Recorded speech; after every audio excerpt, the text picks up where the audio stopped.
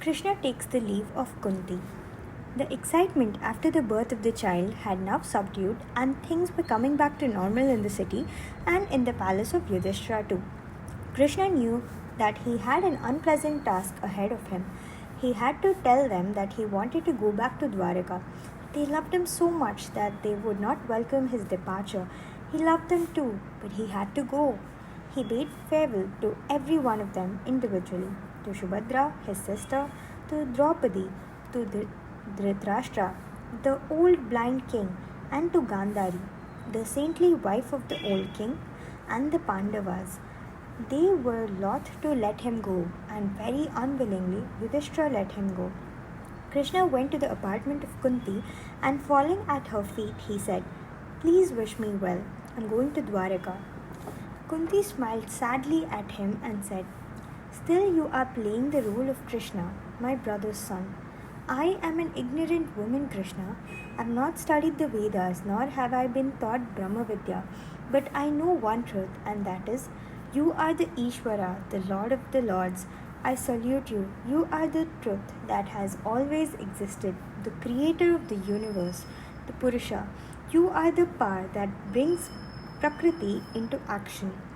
You pervade the universe made up of the elements. The impenetrable screen which goes by the name Maya hides you from us, and we cannot perceive your presence in every living and non-living object. You are the five senses, and you are beyond their power, since you are the truth behind them. I know very little, but I know that you are the absolute truth. The only thing I can do is to salute you. Ignorant woman that I am, I do not even know the proper way in which to pray to you. I fall at your feet in all humility. Like an actor appears on the stage whose acting is so perfect that the audience thinks that he is the character whom he is portraying, you have played the role of Krishna to perfection. Your real nature is not known to all, to people deluded by the two cardinal faults, I and mine. You are invisible. Sages who have practiced the yoga of selflessness, who have tried to realize the Brahman, who have schooled their emotions so well that they are beyond their influence, even they are not able to see you. How then can we, women, ignorant even in the yoga called bhakti, perceive you? To me, you are the son of Vasudeva and Devaki, of Nanda and Yashoda. You are the cowherd who tended the cows in Vrindavan. But you are, I know, the Lord Narayana, whose navel has the divine lotus in it.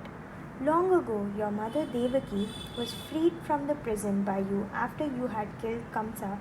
Even so, I have been saved again and again from miseries by you. My sons have regained their kingdom because of you. You have been our savior. You have been there to protect us whenever troubles visited us. You are beyond the grasp of the highest intellect, and you have been with us in human form with a name, and that has been our greatest good fortune. Whenever misfortunes befell us in its wake, we found you coming to us. You've loved us so much.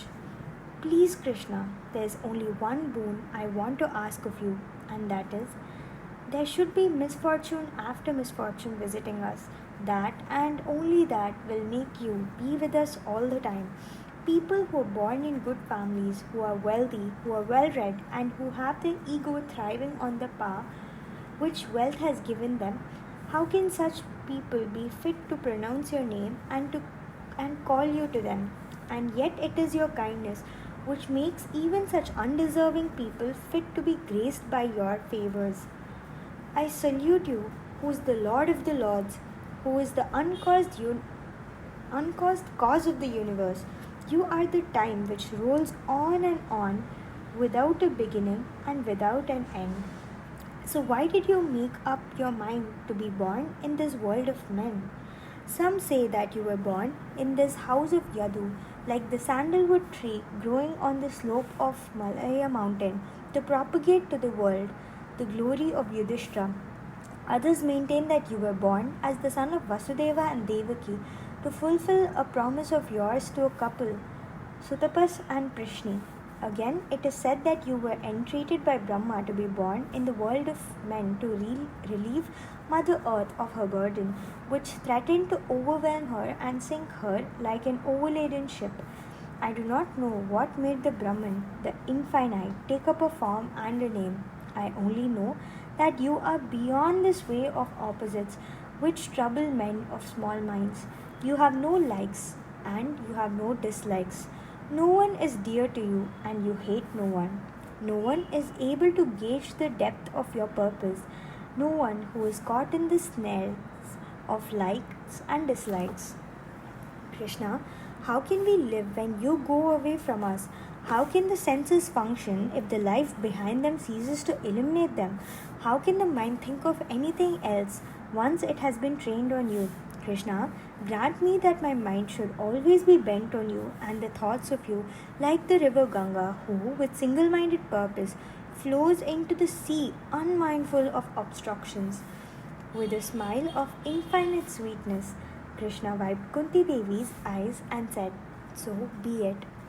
He then went to the court of the king, and there he saw Yudhishthira and his brother plunged in woe because of their impending parting from Krishna. The chariot had been brought to the gates of the palace. Krishna stood in the chariot holding white silk umbrella over the head of Krishna. Uddhava and Satyaki held the chamaras for him. Yudhishthira, Bhima, Nakula and Sahadeva walked on either side of the chariot. The entire city was assembled on the streets to bid farewell to Krishna, the beloved of all of them. Soon they reached the outskirts of the city, and with great difficulty, Krishna persuaded his friends to go back to their houses. Daruka spurred the houses, and soon the chariot of Krishna was but a speck in the distant horizon. The five brothers stood rooted to the spot, gazing into the distance from where the chariot had disappeared long ago.